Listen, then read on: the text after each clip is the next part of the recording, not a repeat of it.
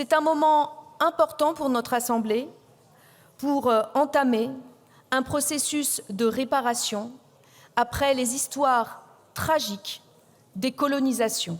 Il y a aussi un musée des civilisations à Abidjan qui vient d'être fini et qui attend le retour du tambour. Il y a un musée à Conakry qui est en phase d'être fini. Il y a le musée des civilisations noires à Dakar, qui est un magnifique musée sur lequel aussi nous avons travaillé en coopération. Il y a le musée du continent à Rabat.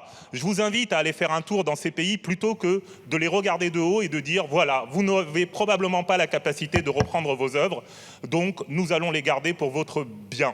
Si on veut s'assurer d'avoir une bonne restitution, il faut savoir déjà ce que nous avons dans nos collections et pouvoir être en lien avec les pays concernés. Soyons donc à la hauteur. Il ne s'agit pas de repentance, il s'agit de justice.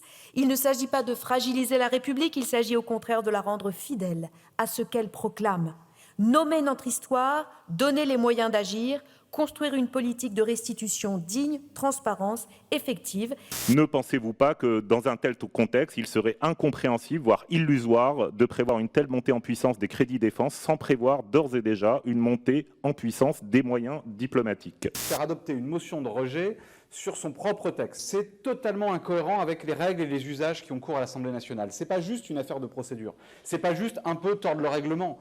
C'est vider les institutions et vider l'institution parlementaire de son sens, de ces règles, des règles qui font que nous sommes une démocratie parlementaire qui fonctionne. Quand on voit les taux d'abstention aux élections, on sait que les salles de spectacle sont souvent plus remplies que les urnes. Il y a quand même une pétition qui réunit des centaines de milliers de signataires. La sagesse pour le gouvernement, la sagesse pour le groupe de M. Attal, ce serait de reporter, d'annuler l'examen de ce texte de l'ordre du jour. On gagnerait à de l'apaisement, à de la responsabilité. De loi visant à lutter contre les formes renouvelées de l'antisémitisme qui était inscrite en dernier point de l'ordre du jour de ce jeudi 16 avril 2026 a été retirée par son auteur en application de l'article 84 alinéa 2 du règlement.